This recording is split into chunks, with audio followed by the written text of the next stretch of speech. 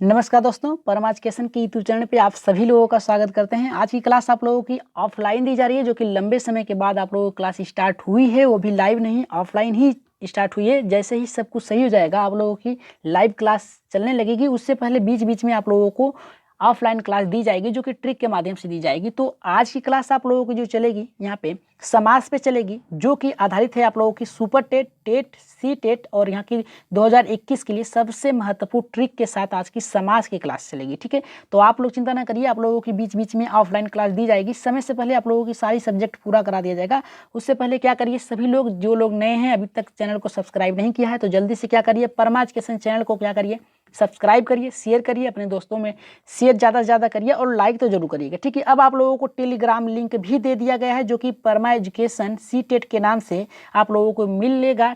आपको टेलीग्राम में सर्च करिएगा, परमा एजुकेशन सी टेट के नाम से। आप लोगों को वहाँ पर सभी सब्जेक्ट के लगभग 1800 PDF फाइल मिल जाएंगे। हर एक एग्जाम के तहत उस पर डाला गया है PDF फाइल 1800, आप लोग वहाँ से ले सकते हैं। तो 51,000 वैकेंसी आने वाली है शिक्षक की, उसके लिए आप लोगों की तैयारी जोर से होनी चाहिए। तो हम आगे बढ़ते हैं अपने समाज की क्लास पे। आज की जो ट्रिक इस क्लास बनाई गई है वो आप लोगों के लिए बहुत ही बेहतरीन होगा, आप लोगों को अच्छा भी लगेगा। लेकिन सबसे पहले आप लोग नोट्स जरूर बनाइएगा, लिखते हुए क्लास को चलिएगा। ठीक है, हर एक पॉइंट को नोट करते हुए चलिएगा और शेयर ज़्यादा से ज़्यादा करिए। ठीक है, चलिए बढ़ते हैं अपने पहले टॉपिक्स पे। ऑफलाइन क्लास है तो चिंता ना करिएगा, जल्दी ही आप लोगों की ऑनलाइन भी क्लास चलेगी। ठीक है, तो बात करेंगे यहाँ पे समास ट्रिक की। तो समास को जानने से पहले हम जानेंगे समास होता क्या है। ठीक है, तो याद रखिएगा, समास की परिभाषा जो हमारी है यहाँ पे देखिए दिया गया है समास की परिभाषा।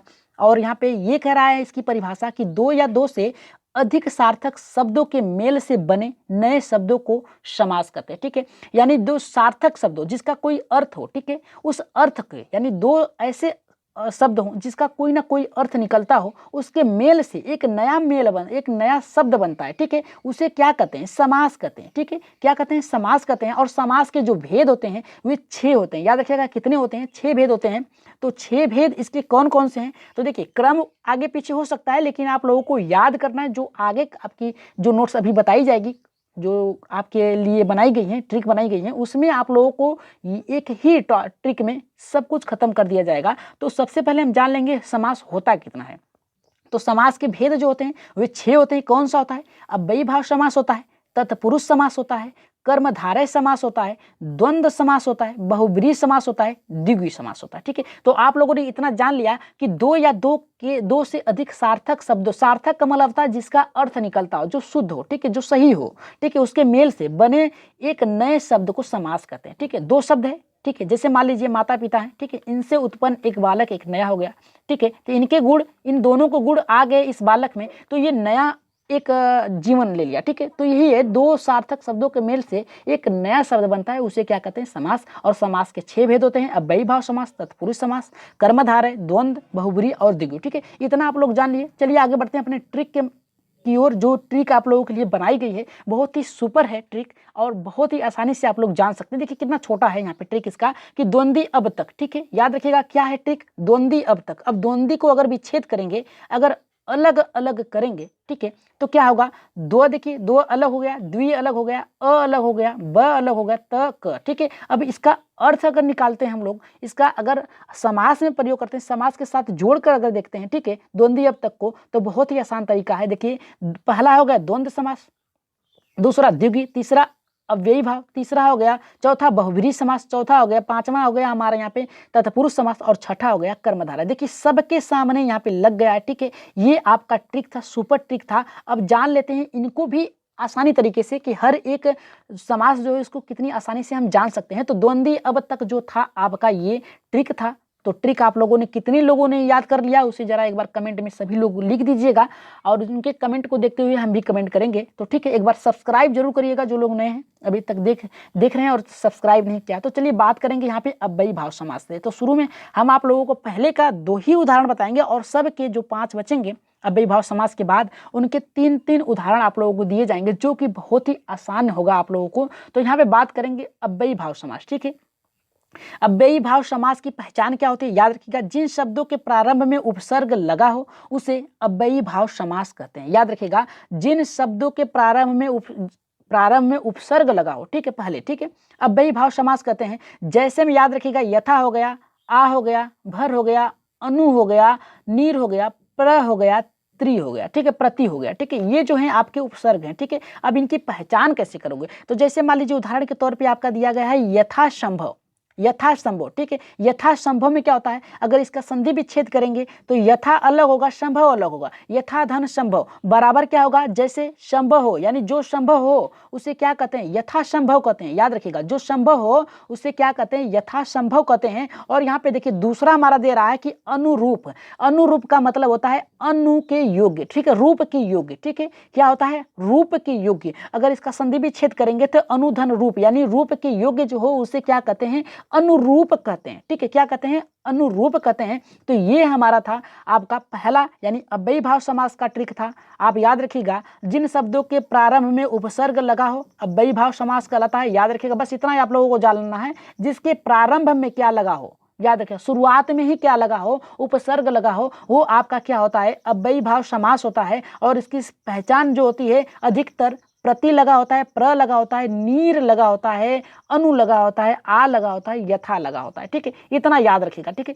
ये आपके हो गए कौन, आपके अव्ययी भाव समास। यथासंभव, अनुरूप। यथासंभव को होगा संभव हो जो, ठीक है। अनुरूप का हो गया आपका रूप के योग्य हो जो, ये आपका हो गया यह अव्ययी भाव समास, ठीक है। चलिए आगे बढ़ते हैं यहाँ पे दूसरे टॉपिक्स पे। दूसरा जो हमारा यहाँ पे है तत्पुरुष समास, ठीक है। दूसरा हमारा जो समास आता है तत्पुरुष समास आता है। और तत्पुरुष समास की विशेषता क्या है, चलिए देख लेते हैं। समास का विग्रह करने पर कारक चिन्ह का लोप हो जाता है, ठीक है, लोप हो जाता है, उसे तत्पुरुष समास, यानी उसके भीतर क्या होता है, तत्पुरुष समास के भीतर जो होता है आपका कारक चिन्ह जो होता है छुपा होता है। जैसे कर्ता ने कर्म को करण से संप्रदान के लिए, अपदान के लिए, ठीक है, संबंध का के, ये जो होता है आपका होता है, ये आपका कारक होता है, ठीक है, कारक चिन्ह होता है। ये किसके अंतर्गत आता है, तत्पुरुष समास के अंतर्गत आता है। याद रखिएगा, यहाँ पे देखिए क्या दिया है कि समास का विग्रह करने पर कारक चिन्ह का लोप हो जाता है, उसे तत्पुरुष समास कहते हैं। याद रखिएगा, ठीक है, इतना याद रखिएगा कि कारक का लोप हो जाता है, ठीक है, उसे तत्पुरुष समास कहते हैं, ठीक है। जैसे क्या होता है, कारक क्या होते हैं, याद रखिएगा, का, की, के, लिए, पर, से आदि, ठीक है। ये जो होते हैं कारक चिन्ह होते हैं, ठीक है, कारक चिन्ह होते हैं। ये क्या होता है, तत्पुरुष समास के अंतर छुपे होते हैं, ठीक है। हमें कुछ नहीं करना है, जैसे हमें या अगर हमें पहचान करनी है तो यश प्राप्त, ठीक है। अब इसका संधि विच्छेद करेंगे, यश को प्राप्त, ठीक है, यश को प्राप्त यानी क्या, यश को प्राप्त हो गया, ठीक है, यश को प्राप्त, ये आपका क्या हो गया, यश प्राप्त हो गया। इसके अंतर्गत क्या था, इसके अंदर जो छुपा था हमारा को छुपा था, क्या छुपा था, को छुपा था, यानी कर्म छुपा था इसके, ठीक है। यश को प्राप्त इसका कर्म था, कर्म में छुपा था क्या, को छुपा था, यश को प्राप्त हो गया। फिर इसके बाद दूसरा है मन चाहा। याद रखिएगा, मन चाहा, जैसे मन से चाहा, किसी को चाहना, मन से चाहना, दिल से चाहना, ये क्या होता है आपका मन चाहना, यानी क्या है, कर्ता ने कर्म को करण से, करण इसमें देखिए क्या है, करण कारक छुपा हुआ है। कभी कभी पूछ देता है कि तत्पुरुष समास में मन चाहा के अंतर्गत कौन सा करण, कौन सा कारक छुपा है, तो करण कारण छुपा है, ठीक है। यानी क्या छुपा है आपका, करण कारण छुपा है, करण से, यानी कर्ता ने कर्म को, ठीक है, करण से, ठीक है। याद रखिएगा, मन से चाहा, ये होता है मन चाहा, ठीक है। अब बात करेंगे यहाँ पे राजपुत्र, ठीक है, यानी राजा का पुत्र, इसका विच्छेद करेंगे तो आपका होगा क्या, राजा का पुत्र, यानी राजा जो होता है उसका पुत्र होता है तो उसे क्या कहते हैं, राजपुत्र कहते हैं। याद रखिएगा, राजा का पुत्र को ही क्या कहते हैं, राजपुत्र कहते हैं, ठीक है। राजा का पुत्र यानी राजपुत्र, ठीक है। इतना आप लोगों को पता चल गया। चलिए आगे बढ़ते हैं। हर एक समास के तीन तीन उदाहरण दिए गए हैं, याद रखिएगा, और ज्यादा खींचने की जरूरत नहीं है लंबा, क्योंकि आप लोगों को जितना भी समझ आ जाए उतना ही अच्छा है, ठीक है। तो चलिए आगे बढ़ते हैं तीसरे समास की ओर। एक बार फिर कहेंगे कि जो लोग लाइव नहीं अभी तक सब्सक्राइब नहीं किया है तो जल्दी से सब्सक्राइब कर दिया, और लाइक तो बनता है, सभी लोग लंबे समय के बाद वीडियो आप लोगों की बन रही है, वो भी ऑफलाइन, जल्दी ही सब कुछ ठीक रहा तो ऑनलाइन भी क्लास आप लोगों की चलेगी, स्टार्ट हो जाएगी, ठीक है। तो चलिए यहाँ पे बढ़ते हैं कर्मधारय समास, ठीक है। कर्मधारय समास की विशेषता क्या है, ठीक है, चलिए देख लेते हैं। यहाँ पे देखिए कर्मधारय समास की विशेषता क्या कह रहा है कि जिस समास में प्रथम पद दूसरे पद की विशेषता बताता है, यानी तुलना करता हो, ठीक है, उसे कर्मधारय समास कहते हैं, ठीक है। दूसरे पद की तुलना होती है। यहाँ पे देखिए नोट क्या है, ट्रिक क्या है, ट्रिक यहाँ पे दिया गया है कि ट्रिक ये है कि दूसरे पद की तुलना होती है जो कि समास विग्रह विग्रह के समय होता है, ठीक है, यहाँ पे के समय होगा, ठीक है, के समय होता है, के समय होता है, ठीक है। यानी जब इसकी तुलना कब पता चलेगी कि जब आप विग्रह करेंगे, समास विग्रह करेंगे, तब आपको पता चलेगी कि पहला जो पद जो है ये दूसरे पद की क्या कर रहा है, बड़ाई कर रहा है या फिर तुलना कर रहा है, ठीक है। जैसे क्या होता है यहाँ पे देखिए उदाहरण दिया गया है कि चरण कमल, ठीक है, याद रखिएगा चरण कमल यानी क्या है, अगर विग्रह करेंगे तो चरण यहाँ पे कमल के समान जिसका चरण है, ठीक है, कमल के समान जिसका चरण है। अगर इसको बहुब्रीहि में रख दिया जाए तो यहाँ पे तीसरे पद की यहाँ पे की विशेषता बताएगा, यानी पहले दूसरे की विशेषता ना होकर तीसरे, यानी यहाँ पे कमल के समान जिसका चरण, ये तो नारायण भगवान का हो गया। लेकिन यहाँ पे बात करेंगे यहाँ पे कर्मधारय की, तो यहाँ पे क्या कहा है, किसी दूसरे की बड़ाई करा है, यानी कमल की बड़ाई करा है यहाँ पे चरण से, ठीक है, यानी करा है यहाँ पे चरण की, सॉरी यहाँ पे चरण की बड़ाई करा है, यानी उसकी बड़प्पन कर रहा है यहाँ पे कमल के समान, कि इनका जो चरण है यानी जो पैर है ये किसके समान है, कमल के समान है। तो यहाँ पे करा है चरण कमल, ठीक है, चरण कमल का अगर विग्रह करेंगे हम लोग तो कमल के समान चरण जिसका है उसे क्या कहते हैं, कर्म धारण कहते हैं। और यहाँ पे देखिए कमल नयन, ठीक है, कमल के समान जिसका नयन है, ठीक है, याद रखिएगा कमल के समान जिसका नयन है यानी आंखें जिसकी है, ठीक है, उसकी बात कर रहा है। तो ये किसके अंतर्गत आएगा, यहाँ पे कर्मधारय समास के अंतर्गत आएगा, ठीक है। अब बात करेंगे यहाँ पे चंद्रमुख, यानी चंद्र के समान मुख, यानी चंद्रमा के समान जिसका मुख है, ठीक है, इस यहाँ पे ये करा, ये सभी क्या हैं, ये आपके आएंगे कर्मधारय के अंतर्गत, याद रखिएगा। और इसकी पहचान क्या है, पहला पद जो होता है दूसरे पद की क्या करता है, बड़ाई करता है। जैसे चरण की यहाँ पे बड़ाई हो रही है, किससे हो रही है, कमल की हो रही है। और यहाँ पे कमल की बड़ाई हो रही है किसकी, नयन से हो रही है, ठीक है, आंखों की बड़ाई हो रही है नयन से, ठीक है। चंद्र की यानी चंद्र की, चंद्रमा की बड़ाई हो रही है किससे, मुख से, किसी के मुख से बड़ाई हो रही है, ठीक है। तो यहाँ पे ये देखिए आपके कर्मधारय समास थे, और कर्मधारय समास की विशेषता यही है कि पहले पद की जो होती है तुलना या फिर बड़ाई या फिर विशेषता होती है, बताता है दूसरे से, ठीक है। तो ये होता है आपकी एक दूसरे की क्या करते हैं, विशेषता बताते हैं। तो ये आपकी आ जाएगी कर्मधारय समास के अंतर्गत, ठीक है। आशा करते हैं इतना समझ में आ गया होगा। तो चलिए चौथे समास की और आगे बढ़ते हैं, और समास तो आज खत्म ही कर देना है, ठीक है।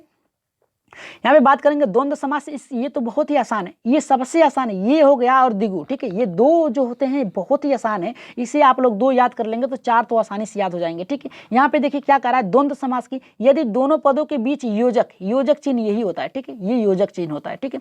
दोनों पदों के बीच में जो होता है योजक लगा हो, या फिर विग्रह करने पर और, याद रखिएगा, और या फिर यह, ठीक है, ये दो छुपे हों, ठीक है, आए तो वहां पे द्वंद्व समास होता है। अधिकतर आपको क्या मिलेंगे, और ही मिलेंगे, ठीक है, योजक लगा होगा, अधिकतर ये नहीं आएगा, अधिकतर क्या आएगा, और आएगा, ठीक है, याद रखिएगा, यही आता है अधिकतर, और ये तो कभी कभी आता है, ठीक है। ये तो द्वंद्व समास की पहचान होती है, योजक चिन्ह लगा होता है और विग्रह करने पर और या फिर यह आता है, ठीक है।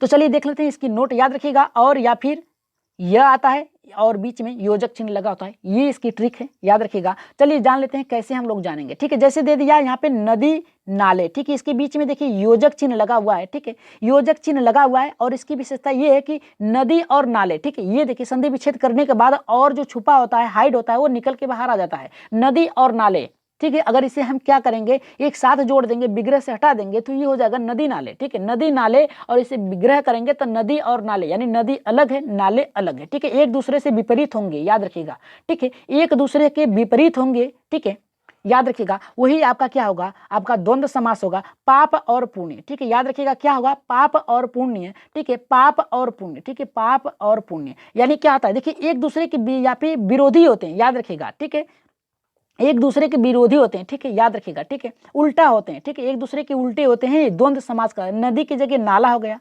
पाप के जगह पुण्य होगा, ठीक है, अच्छे की जगह बुरा हो जाएगा, ऐसा होगा, ठीक है। अब देखिए दूसरा हमारा यहाँ पे क्या करा है, दूसरा करा ऊंच नीच, यानी सॉरी यहाँ पे ऊंच नीच, ऊंचा या यहाँ पे नीचा होगा, ठीक है, यहाँ पे ऊंचा होगा, यहाँ पे दूसरा लग गया, ठीक है। अगर खरा खोटा होगा तो खरा या खोटा हो जाएगा, ठीक है, याद रखिएगा, खरा या खोटा हो जाएगा। तो यहाँ पे देखिए हमने तीन जान लिया द्वंद्व समास में, हमें क्या यहाँ पे पहचाना था, और या फिर योजक चिन्ह या फिर यह, ठीक है, यही होता है, या एक दूसरे के उल्टे होते हैं, याद रखिएगा, द्वंद्व समास में। आगे बढ़ते हैं यहाँ पे अपने पांचवें, और इसके बाद हमारा लास्ट होगा, ठीक है। तो चलिए देखते हैं यहाँ पे हमारा द्विगु समास क्या होता है। देखिए द्विगु समास और द्वंद्व समास बहुत ही आसान है, ठीक है, याद रखिएगा। द्विगु में जो होता है गणना आता है, पहला पद गणना आवत है, ठीक है, और जो योजक होता है वो द्वंद्व समास में होता है। तो द्वंद्व और द्विगु ये दोनों आप बहुत ही अच्छे तरीके से जान जाएंगे, और बहुब्रीहि भी जान जाएंगे, क्योंकि उसमें कोई भी पद का यहाँ पे कोई भी जो पद होता है वो प्रधानता नहीं होती है, तीसरे पद की प्रधानता होती है बहुब्रीहि में। तो यहाँ पे जानेंगे हम यहाँ पे पांचवा, यहाँ पे द्विगु समास। देखिए द्विगु जिस समास के प्रथम पद संख्यावाचक हो या समूह हो। याद रखिएगा, जहां पर समूह की बात करता हो, जहां पर प्रथम पद संख्या हो, वो आपका द्विगु समास होगा। ठीक है, द्विगु समास होगा। और यहाँ पे देखिए इसका नोट में यहाँ पे दिया गया है संख्या या समूह हो, उससे पता चलता है कि ये जो हमारा समास है द्विगु है। ठीक है, जैसे में दोपहर। ठीक है, अगर दोपहर का बात किया जाए, दोपहर का समूह होता है। ठीक है, दोपहर यानी दो, देखिए यहाँ पे दो संख्या निकल कर आई, इसका समूह है। ठीक है, दोपहर यानी दो को जोड़ दिया, पहर को जोड़ दिया जाए तो दोपहर यानी एक इसका समूह हो गया। ठीक है, याद रखिएगा। ठीक है, दोपहर का समूह हो गया यानी दो आगे लगा है यानी संख्या लगा है, तो ये आपका हो गया दो। और पहर, पहर मीन्स होता है बीतना यानी एक के बाद दूसरा आना। ठीक है, तो यहाँ पे ये समूह बन जा रहा है। ठीक है, अब दूसरे की बात करें, तिरंगा। ठीक है, तो यहाँ पर भी देखिए यहाँ पे संख्या है यानी तीन है, तीन रंगों का समूह है। ठीक है, यहाँ पे समूह और संख्या दोनों एक साथ आ रहे हैं। ठीक है, याद रखिएगा। यहाँ पे देखिए इसमें दो की थी, यहाँ पे तीन की थी, नौ की। यहाँ पे देखिए नवरात्रि यानी नौ, यहाँ पे संख्या कितनी है, नौ है। तो यहाँ पे क्या पता चलता है कि नवरात्रियों का समूह यानी एक समूह को क्या कहते हैं, नवरात्रि यानी क्या कहते हैं, जैसे एक दो तीन चार, एक लोग होंगे तो वहाँ पे समूह नहीं होगा। याद रखिएगा, जहाँ पर दो या दो से अधिक लोग जो इकट्ठा होते हैं वहाँ पे क्या होता है, समूह होता है। और वही समूह क्या होता है, आपकी गणना कर जाती है या फिर द्विगु समास के अंतर्गत आता है। तो आपने यहाँ पे बहुत ही अच्छी तरीके से द्विगु समास को जान लिया कि संख्या या फिर समूह होता है। जैसे देखिए दोपहर में दो था, तिरंगे में तीन था, नवरात्र में नौ था। तो ये याद रखिएगा, ये आपका क्या था, द्विगु समास। अब आगे बढ़ते हैं अपने यहाँ पे छठे पे। ठीक है, छठा हमारा देखिए क्या है, यहाँ पे बहुब्रीहि, जो कि सबसे इंपॉर्टेंट है। यहाँ पे अधिकतर आता है, अधिकतर लोग इसी में कंफ्यूज हो जाते हैं। तो यहाँ पे आप लोगों को कंफ्यूज नहीं होना है, यहाँ पे आप लोगों को बहुत ही अच्छे तरीके से समझा दिया जाएगा। ठीक है, यहाँ पे बात करेंगे बहुब्रीहि समास क्या होती है। जिस समास में कोई पद प्रधान नहीं होता है, अर्थात पद मिलकर यानी अर्थात दोनों पद मिलकर किसी तीसरे पद की ओर संकेत करते हैं, उसे क्या कहते हैं, बहुब्रीहि समास कहते हैं। ठीक है, जैसे में अधिकतर क्या होता है, देवी देवताओं के ही नाम आते हैं बहुब्रीहि में। याद रखिएगा, अधिकतर क्या होते हैं, देवी देवताओं के नाम आते हैं बहुब्रीहि में, तो उसे क्या कहते हैं हम लोग यहाँ पे बहुब्रीहि समास कहते हैं। और बहुब्रीहि की उदाहरण क्या है, चलिए देख लेते हैं। यहाँ पे देखिए बात करें घनश्याम की। ठीक है, घनश्याम की, तो यहाँ पे देखिए क्या करा है, जैसे घर के समान, घन यहाँ पे घन होगा। ठीक है, याद रखिएगा घन होगा, घन के समान। घन का मतलब होता है आपका बादल। ठीक है, बादल यानी बादल कैसा होता है, श्यावला होता है। ठीक है, घन श्याम। ठीक है, घन के समान जो होता है श्याम है यानी श्याम है यानी कृष्ण भगवान। ठीक है, कृष्ण भगवान की बड़ाई जो होती है, उनके रूप की बड़ाई कर रहा है, यानी तीसरा पद हो रहा है, कृष्ण भगवान की बता रहा है कि जो कृष्ण भगवान है वो श्यावले रंग के थे, यानी घन के यानी बादलों के समान यानी घन श्याम थे। ठीक है, तो यहाँ पे बात करेंगे दूसरा लंबोदर। ठीक है, लंबा है उदर जिसका। याद रखिएगा, लंबा है उदर जिसका, किसका भाई लंबा उदर है, यह बताइए। उदर का मतलब होता है सूंड। ठीक है, सूंड होता है, तो सूंड किसके पास है। ठीक है, या फिर पेट किसके पास है। ठीक है, यहाँ पे पेट की बात कर दिया जाता है। ठीक है, अधिकतर खाने वाले होते हैं। ठीक है, तो यहाँ पे दो अर्थ निकलता है, एक सूंड के भी कहीं कहीं विशेषता पता चलती है, कहीं कहीं उनके पेट की बड़ाई होती है। ठीक है, तो लंबा है उदर जिसका, तो वो कौन है, गणेश भगवान है। ठीक है, याद रखिएगा, लंबोदर किसे कहा जाता है, कृष्ण भगवान यानी शिव भगवान के पुत्र को यानी गणेश भगवान को कहा जाता है लंबोदर। ठीक है, अब बात करेंगे गंगाधर। ठीक है, गंगाधर। ठीक है, गंगाधर में क्या है, गंगा को धारण करने वाला। किसने अपने चोटियों पर गंगा को धारण किया था, जल्दी से कमेंट करिए आप लोग, तो जल्दी से कमेंट करिए कि गंगा जी को, गंगा मैया को अपने चोटियों में बांधकर किसने रखा था, तो शिव भगवान ने रखा था। ठीक है, किसने रखा था, शिव भगवान ने रखा था,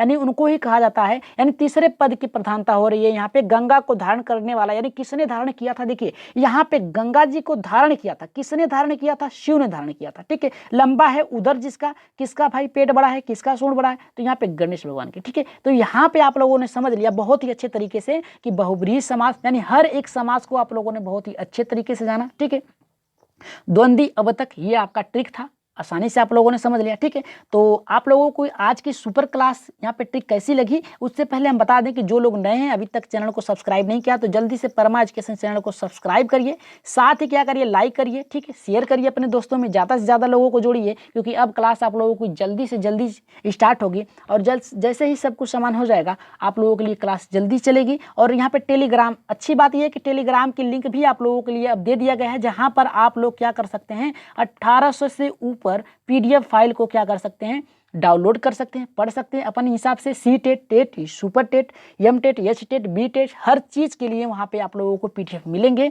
परमा एजुकेशन सी टेट, याद रखिएगा, ये आप लोग याद कर लीजिएगा, स्क्रीनशॉट ले लीजिए आप लोग, परमा एजुकेशन सी टेट के नाम से आप लोगों को मिलेंगे।